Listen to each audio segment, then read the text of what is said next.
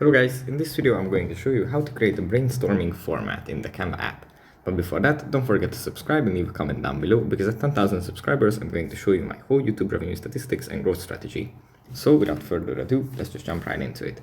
First you have to open up the Canva app, and then it usually opens up in the home menu where we have our project and some suggestions. We have to tap on the plus icon in the bottom bar. Then from this list we have to find the Brainstorm icon and tap on that. Then the app is going to load and create the format that we selected. Sometimes it takes a bit longer, but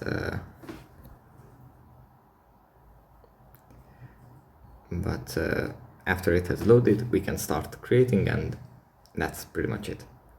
Thanks for watching, and I'll see you in the next one. Bye.